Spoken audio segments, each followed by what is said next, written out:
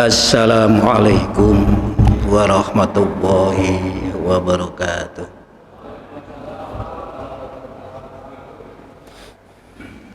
Alhamdulillah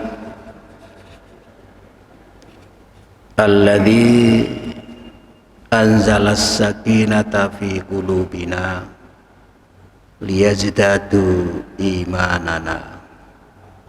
Asyhadu an la ilaha illallah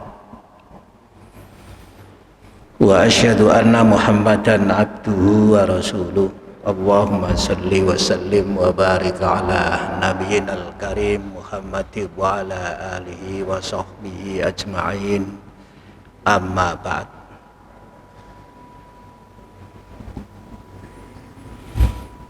Para jamaah rahimakumullah,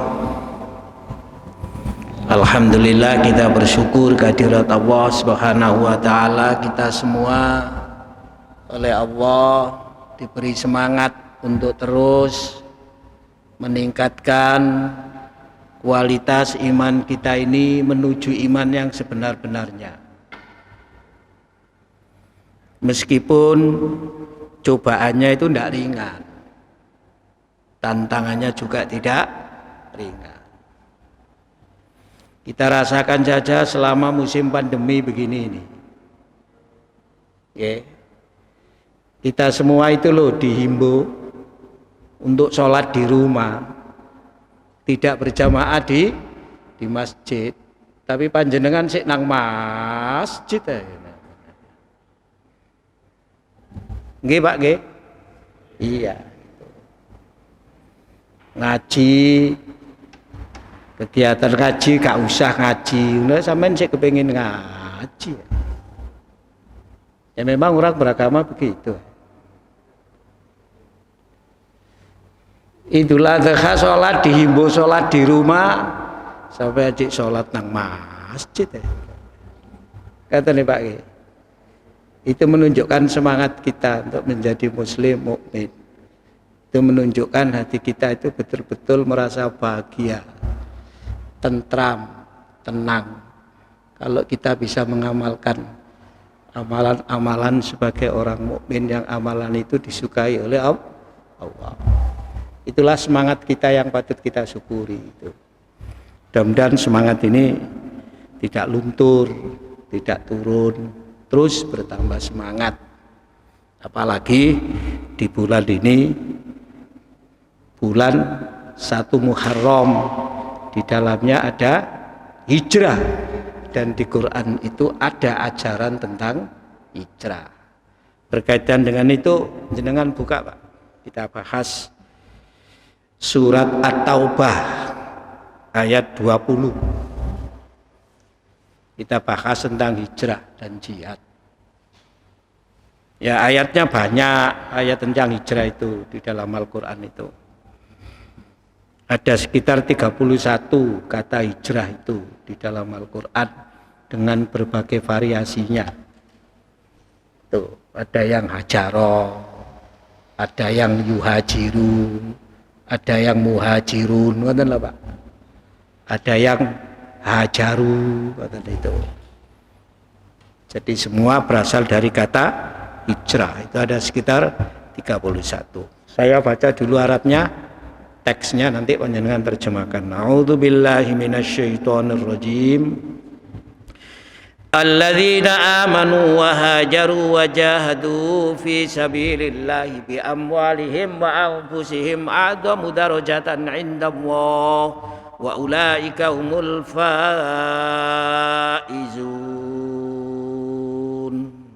Monggo Pak. Orang-orang yang beriman dan berhijrah serta berjihad di jalan Allah dengan harta benda dan diri mereka adalah lebih tinggi derajatnya di sisi Allah, dan itulah orang-orang yang mendapat kemenangan. Nah itu alladzina amanu, orang-orang yang beriman, wahajaru, dan berhijrah, wajahadu, dan jihad, fi sabilillahi, di jalan Allah, bi amwalihim, wa anfusihim dengan harta mereka dan dengan diri jiwa mereka. A'dhamu darajatan indallah, itu derajatnya yang paling agung di sisi Allah. Ulaika wa ulaika humul faizun, dan mereka itulah orang-orang yang mendapatkan kemenangan. Di ayat yang lain dikatakan ulaika humul mu'minuna haqqan, mereka itulah orang-orang yang sebenar-benarnya beriman. Di ayat yang lain di surat Al-Anfal ayat 74. Ya, begitu. Para jamaah, ayat ini memberikan dasar kepada kita bagaimana sebagai orang mukmin kita punya posisi, kedudukan, status di sisi Allah dengan status yang tinggi, dengan derajat yang tinggi, yang agung di sisi Allah. Tidak derajat yang rendah itu. Karena meskipun orang itu beriman, kualitas imannya itu tidak sama antara satu dengan yang lain. Dulu sudah pernah kita sampaikan, orang yang tidak beriman itu namanya kafir. Namanya kafir. Orang beriman itu adalah orang yang percaya. Jadi orang percaya itu namanya iman. Orangnya namanya mukmin. Orangnya itu. Tapi iman itu berkualitas, sehingga para ulama mencoba membuat kualifikasi tingkatan keimanan seseorang. Sebab beriman itu bukan hanya terhadap hal-hal yang bisa dilihat oleh mata kepala, tapi juga yang tidak dapat dilihat oleh mata kepala, tapi harus diimani. Itu yang namanya gaib. Maka dimungkinkan masih ada keraguan, ragu. Nah, sehingga kemudian ada gitu nih, kualifikasi antara percaya dengan ragunya ini. Kalau percayanya itu masih sedikit, keraguannya lebih banyak, itu namanya wahmun. Itu yang paling bawah itu, wahmun.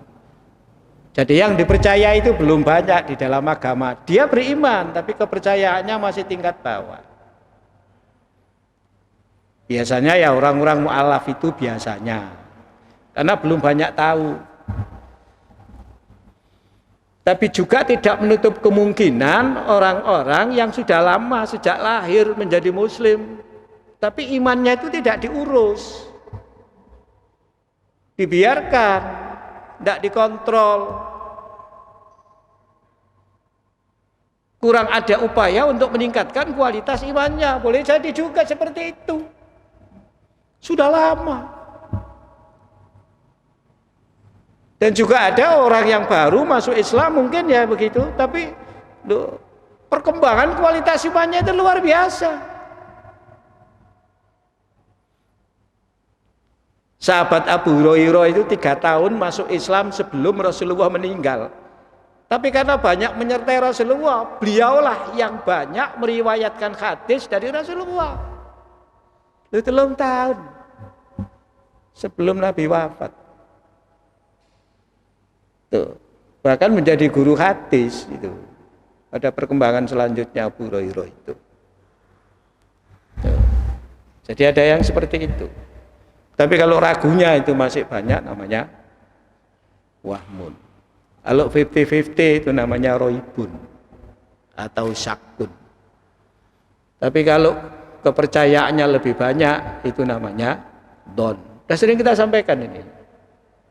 Supaya kita bisa mengoreksi diri kita, mengukur diri kita dalam perubahan kehidupan ini. Sebab hidup manusia itu terus berubah, dan itu berpengaruh pada keimanan.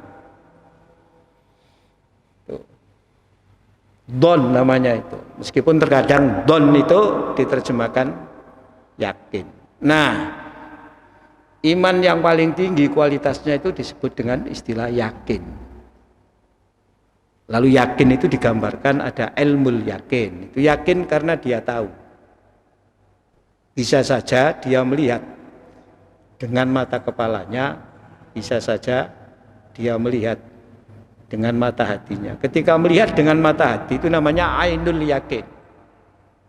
Karena tidak semua persoalan agama ini bisa ditembus oleh mata kepala. Tapi ada mata hati itu. Sehingga Al-Quran ini betul-betul bersifat an-nur. Nur itu cahaya. Cahaya. Memberikan cahaya begini ini. Yang gelap itu menjadi terang. Mata hatinya bisa melihat. Yang tidak bisa dilihat oleh mata kepala. Itu dengan Quran itu. Namanya nur. Tuh, cahaya. Sehingga orang beriman itu mendapatkan pencerahan. Tercerahkan. Padang. Hidup itu padang. Tuh. Kalau seperti itu, fungsi agama dalam kehidupan orang-orang yang beragama itu, maka itulah kemudian ia menjadi hakul yakin. Yakin dengan sebenar-benarnya yakin. Sedikit pun tidak ada keraguan. Sehingga yakin itu tingkat keimanan yang paling tinggi. Yang dikehendaki dengan alladzina amanu itu adalah yakin sampai seperti itu. Iman sampai pada tingkat yakin. Tuh, dalam ayat ini itu. Oleh karena itu ada dua hal yang harus dimiliki dalam ayat ini supaya imannya seperti itu. Yang pertama apa? Wahajaru, hijrah. Hijrah. Ya. Tadi sudah saya sampaikan di Quran itu kata hijrah ada sekitar 31. Tersebar di berbagai surat. Tuh, dengan berbagai variannya. 31 jumlahnya itu. Tuh. Yeah. Tapi intinya hijrah itu secara bahasa bisa bermakna meninggalkan, berpindah dan menjauhkan. Itu bermakna ya secara bahasa hijrah itu. Jadi meninggalkan menuju kepada sesuatu yang lain atau menjauhi ya, menjauhi, tidak dekat atau berpindah dari sesuatu kepada sesuatu yang lain. Itu hijrah itu. Nah, kalau kita mengkaji 31 ayat Al-Quran tentang hijrah, itu bisa disimpulkan hijrah itu pindah, meninggalkan. Hijrah itu pindah, meninggalkan. Pindah dari satu tempat ke tempat yang lain. Meninggalkan yang tidak baik menuju yang baik. Itu. Kalau kita baca 31 ayat yang menerangkan tentang hijrah itu. Misalnya pindah dari yang tidak baik menjadi yang baik, dari yang salah menuju yang benar, itu adalah firman Allah, wahyu Allah yang turun pada permulaan Masyan. Warrujza fahjur, dan terhadap perbuatan-perbuatan yang jelek berhijrahlah kamu. Sejak awal itu sudah ada kata itu. Warrujza fahjur. Itu surat Al-Mudaththir itu. Ya ayyuhal mudaththir kum fa'andir wa rabbaka fakabbir. Warrujza fahjur. Fahjur dari kata hajaro, ya hijrah. Dari yang jelek berhijrahlah kamu, tinggalkan. Bisa bermakna berpindah, berpindah kepada yang baik. Tuh, contoh misalnya, meskipun banyak dipahami hijrah ini dari sisi berpindah. Dari suatu tempat ke tempat yang lain. Ini tiada lain karena mengacu kepada realitas ajaran hijrah yang telah diajarkan dan dilaksanakan oleh Rasulullah. Terutama hijrah dari Mekah ke Madinah. Sebab begitu hijrah dari Mekah ke Madinah, Islam ini bukan sekedar sebagai kekuatan agama, tapi Islam ini juga sebagai kekuatan politik. Sehingga Nabi itu bukan sekedar pemimpin agama, tapi juga pemimpin politik. Karena Nabi itu sekaligus kepala negara. Diangkat oleh orang Madinah, dipilih oleh orang Madinah melalui satu peristiwa yang dikenal dengan Bai'atul Aqobah. Dikenal dengan itu.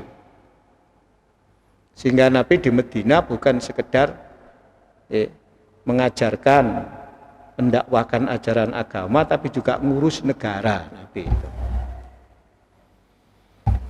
ngurus negara. Tuh. Nabi itu, sehingga Nabi sebagai kepala negara, selain kepala agama, itu artinya Islam sebagai kekuatan agama sekaligus sebagai kekuatan politik. Di Mekah enggak, pindah itu. Dan pindahnya Nabi itu luar biasa, ya. Tantangannya sampean. Wong Nabi aja hampir mau dibunuh. Sampai perjalanan menuju Madinah pun Nabi tidak melalui jalan yang biasanya dilalui oleh masyarakat pada umumnya. Jenengan bayangkan wong Madinah itu loh, di sebelah utaranya Mekah. Mestinya Nabi itu kalau mau ke Madinah, ya dari rumah beliau itu langsung lurus saja ke utara, melalui kuburan Ma'la itu, wong sudah ada sejak zaman sebelum Nabi lahir itu sudah ada kuburan Ma'la itu. Istri Nabi Khadijah juga dimakamkan di kuburan Ma'la yang paling sebelah utara itu. Tuh. Tapi Nabi tidak lewat jalan itu, Nabi itu. Justru Nabi itu menuju ke selatan dulu. Selatan. Rumah Nabi itu kalau panjenengan melihat sekarang itu bekas rumah Nabi, tempat rumah Nabi. Itu tekelnya ini masih dikasih garet-garet gini loh, masih ada. Di sebelah timurnya tempat pesaen itu, di depannya kamar mandi, WC-nya perempuan itu ada tekel yang tidak dirubah. Yang lain itu sudah dirubah halus begini marmernya, tapi itu masih ada geret-geretnya ini, masih ada. Itu rumah Nabi, bukan tempat kelahiran Nabi loh. Kalau tempat kelahiran Nabi itu sebelah timurnya ya kamar mandi. Ini rumahnya. Rumahnya Nabi itu bersebelahan dengan Abu Lahab. Abu Lahab itu pamane kok. Bersebelahan. Makanya Abu Lahab, Abu Jahal itu sering mencemooh Nabi, punakane gitu. Masih ada hubungan keluarga itu. Dan dekat rumahnya itu. Ya bersebelahan. Itu kan rumah Nabi, lalu rumah paman-pamannya itu ada di sekitar situ. Itu loh Nabi berhijrah ke Madinah itu. Jalan dulu ke selatan. Ya. Ke selatan. Ya.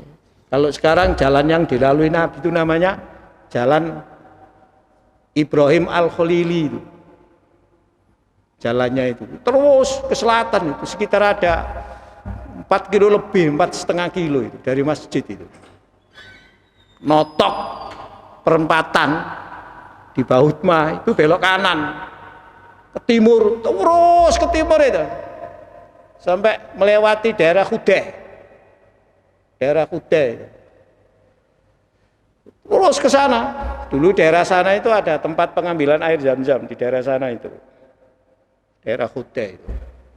Nanti notok baru ke utara, belok ke utara itu ya Jalan Jabal Sur. Karena Nabi lewat situ dan Nabi sembunyi di atas bukit Sur itu, gunung Sur itu. Itu namanya Jalan Jabal Sur. Nggak bisa ditembus ke timur. Dulu ke timur itu gunung kok. Sekarang jalan ke timur itu lewat terowongan. Nabi mutar itu, lo mau ke utara itu, lo mutar ke selatan, ke timur, balik ke utara, sembunyi dulu. Lo gitu lo masih dicari sama tentara-tentara Quraisy itu yang mengejar Nabi akan membunuh itu. Coba panjenengan. Dan di atas gunung itu 3 hari Nabi itu soronya Masya Allah Nabi itu. Hijrah itu. Disertai Abu Bakar. Kata teman-teman itu di sana, di daerah Misfalah 2 itu ada asetnya Abu Bakar di situ itu dulu. Yeah. Kalau dihitung dengan uang sekarang, ya kata teman-teman, itu bisa mencapai 80 miliar real. Coba sampean itu. Ya banyak asetnya Abu Bakar itu. Daerah situ katanya, asetnya Abu Bakar itu daerah gini loh. Ya kebunnya itu loh Pak, bahasanya itu. Pokoknya aset lah. Aset kan bukan berupa modal, ya berupa sesuatu yang dimiliki, ya kebun, ya apa, pokoknya aset itu. Daerah situ. Suara Nabi itu. Tapi dengan ya Nabi berhijrah, sekali lagi Islam menjadi kekuatan politik. Orang bebas menjalankan ajaran Islam. Dan kalimat la ilaha illallah bisa tegak. Tidak hanya itu, dengan hijrah itu lalu sampai ke Indonesia berkembang Islam itu. Karena itu oleh Umar bin Khattab peristiwa hijrah ini dijadikan tonggak sejarah mengawali tahun yang kemudian dikenal dengan tahun hijrah. Hijriah, jadi tahun hijriah itu ya dimulai sejak Nabi hijrah.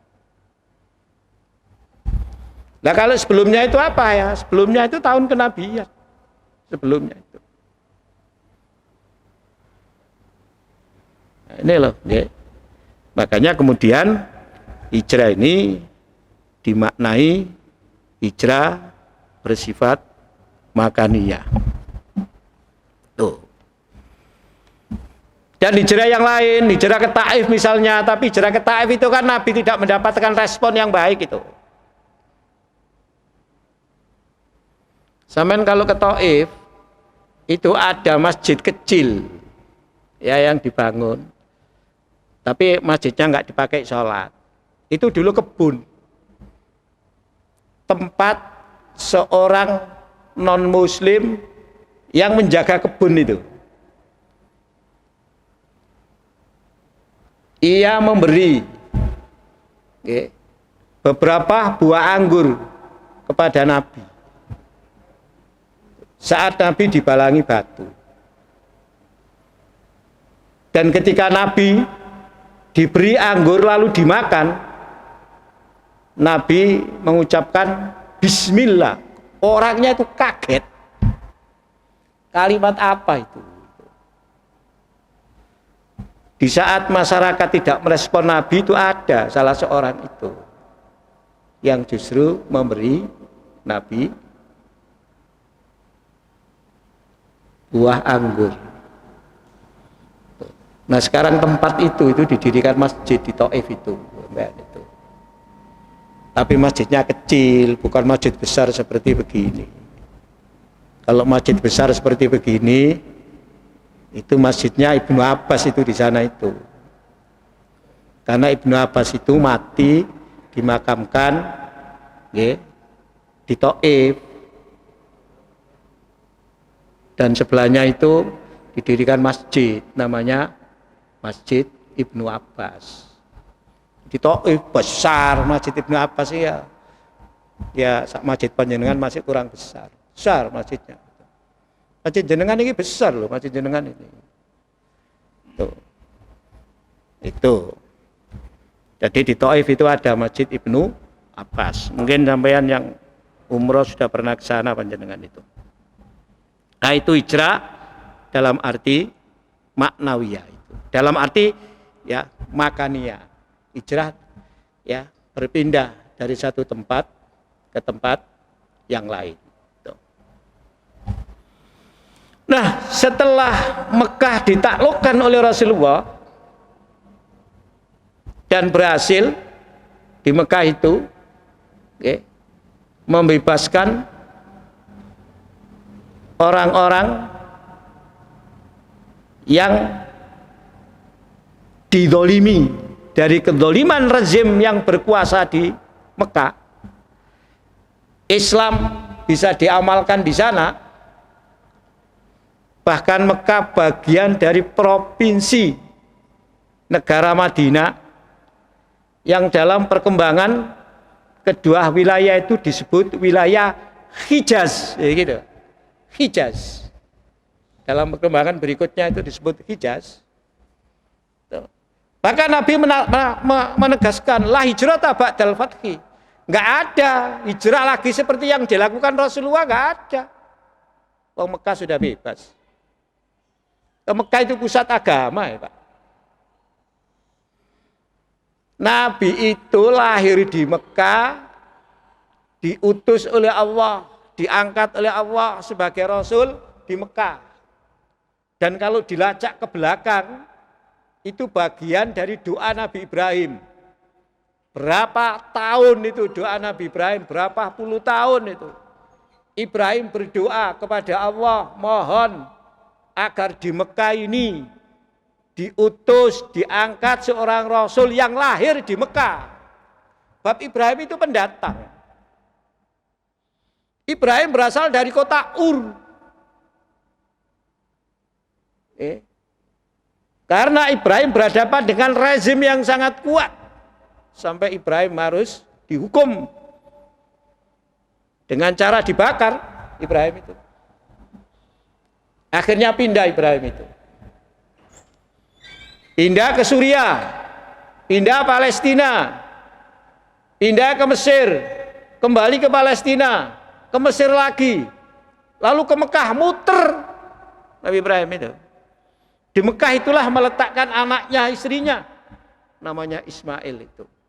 Di Mekah. Di Mesir itu meletakkan anaknya dan Palestina, namanya Ishak itu. Jauh Pak, itu antar negara. Loh, dulu Palestina sama daerah Mesir itu kan gabung dulu itu sebelum ditembus terusan Suez itu Pak, itu dulu kan daratan. Nabi Ibrahim, Rasulullah enggak lahir di situ. Itu doa Nabi Ibrahim. Kalau dilacak ke belakang itu, sejarahnya itu.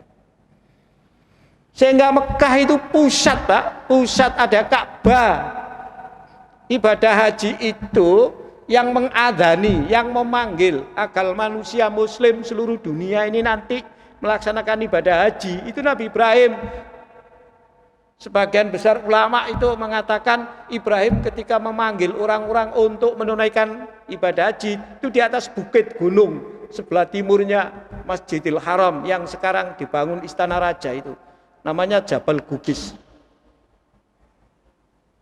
Itu orang-orang tua dulu itu kenal itu namanya Jabal Gubis itu namanya. Kenal orang-orang tua itu. Baik Nabi Ibrahim yang adzan di situ. Sehingga Mekah itu menjadi pusat. Ada Masjidil Haram di Mekah itu, Masjidil Haram itu Ka'bah. Bukan masjid yang dibangun temboknya itu, bukan ya Ka'bahnya itu, Masjidil Haram itu. Maka sering kita sampaikan, menurut orang-orang Mekah, yang namanya Masjidil Haram itu bukan hanya yang ada Ka'bahnya. Semua masjid yang didirikan di tanah haram. Sebab di Mekah itu ada tanah haram, ada tanah halal. Masjid yang dibangun di dalam area tanah haram itu bisa disebut dengan Masjidil Haram. Meskipun namanya tidak Masjidil Haram. Dan di Mekah itu ada masjid besar selain Masjidil Haram itu. Yaitu Masjid Ar-Rajihi, masjid yang dibangun pemilik bank Ar-Rajihi itu Pak, besar masjidnya itu. Di jalan panjenengan kalau haji umroh jalan menuju Mina itu ada di kanan jalan itu Masjid Ar-Rajihi. Bagus Pak masjidnya, karpetnya segini loh Pak, tebel karpetnya, kayak kasur karpetnya itu, kayak kasur karpetnya itu. Nah inilah ya hijrah Nabi sampai bisa menguasai kembali kota Mekah, dan panjenengan insya Allah kenal dulu, sekarang sudah nggak ada, namanya Masjid Kucing, karena Masjid Kucing sudah dibongkar, dipakai areal perluasan yang sebelah utara Masjidil Haram itu, panjenengan itu sekarang nggak ada. Masjid Kucing itu namanya Masjid Roya dulu itu, Di situ poskonya Nabi itu ketika menguasai kota Mekah itu di situ poskonya itu. Lalu posko didirikan masjid. Masjidnya namanya Masjid Roya. Roya itu artinya bendera. Masjid bendera di situ itu. Ya, lalu masjid itu dijadikan Abu Hurairah untuk mengajarkan hadis, sehingga dikenal Masjid Kucing itu. Karena Abu Hurairah itu kalau diterjemahkan lah bapaknya kucing, Pak. Orang Indonesia kalau diberitahu Masjid Roya nggak tahu, Pak, orang Indonesia itu. Tapi kalau Masjid Kucing baru tahu. Masjid Kucing ya termasuk Masjidil Haram karena didirikan di atas tanah haram. Setelah semuanya sudah selesai, lalu Nabi menegaskan nggak ada lagi hijrah seperti kemarin. Yang ada itu kata Nabi adalah jihad dan niat. Niat itu maksudnya niat hijrah.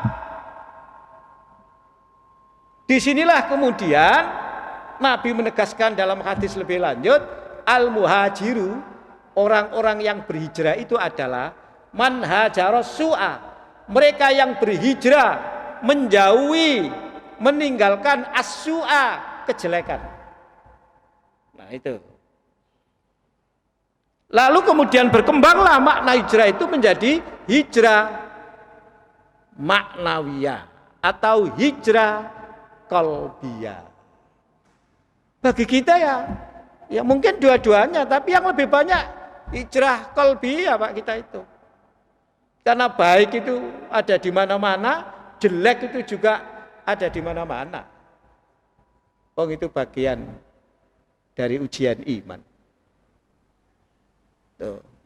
Maka ajaran hijrah qalbiyah ini ya menjadi bagian ajaran yang terus harus kita amalkan. Sehingga iman kita akan bisa meningkat manakala kita mengamalkan ajaran hijrah ini.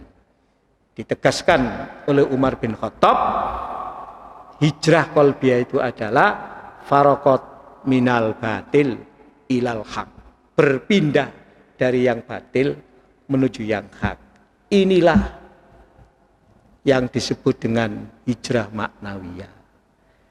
Kalau tidak melaksanakan ini ya pancen. Apalagi, Pak, panjenengan sekarang beriman itu seperti yang saya katakan tadi, tantangannya hebat, tantangannya berat. Karena hidup manusia ini terus berubah, dan perubahannya itu bersifat kompleks. Kadang-kadang merubah hal-hal yang bersifat mendasar. Kayak pohon gitu, bukan hanya dahannya yang berubah itu. Bukan hanya pohonnya, tapi akarnya itu bisa berubah. Itu yang kemudian disebut dengan zaman disrupsi itu. Dan itu kita hadapi, tidak bisa kita tolak.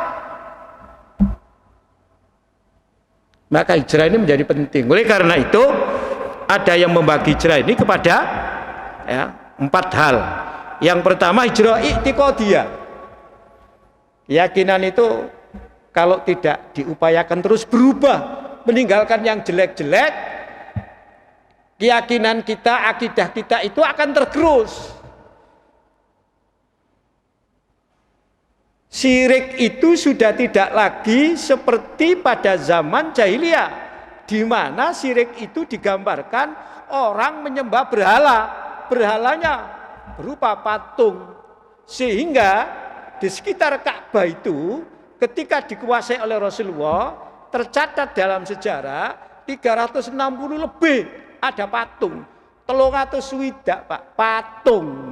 Sekarang patungnya tidak ada, tapi berhalanya bukan berarti tidak ada, masih terus. Makanya kemudian muncul istilah berhala kontemporer.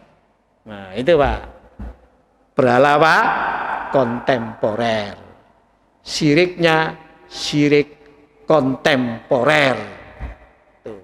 Misalnya, Pak, syirik kontemporer itu ya misalnya orang terjebak dalam kehidupan yang hedonisme. Misalnya seperti itu. Orang terjebak dalam kehidupan hedonisme. Hidup yang senang-senang. Hidup yang mengikuti keinginan nafsunya. Hidup yang berhambur-hamburan. Hidup yang berfoya-foya. Tuh. Hidup yang tidak mencari makna dari kehidupan sesungguhnya itu apa. Maka harus ada perubahan. Karena berhala itu tidak dalam bentuk patung seperti dulu. Saya sering sampaikan orang seperti panjenengan tidak akan menyembah patung itu loh. Tidak akan. Patung diberhalakan itu tidak akan panjenengan itu. Saya tidak tahu ya. Meskipun di Surabaya ini ada patung apa Pak? Joko Dolok, nggih Pak. Ada Pak ya? Panjenengan. Tapi kalau panjenengan itu insya Allah tidak akan menjadikan patung Joko Dolok sebagai berhala itu insya Allah tidak ya sampai jenengan loh. Meskipun di Surabaya ada patung Joko Dolok yang memiliki nilai-nilai mistis. Insya Allah tidak akan panjenengan. Tapi kalau berhala dalam bentuk hedonisme mungkin. Oh yang diserang itu pikiran kita.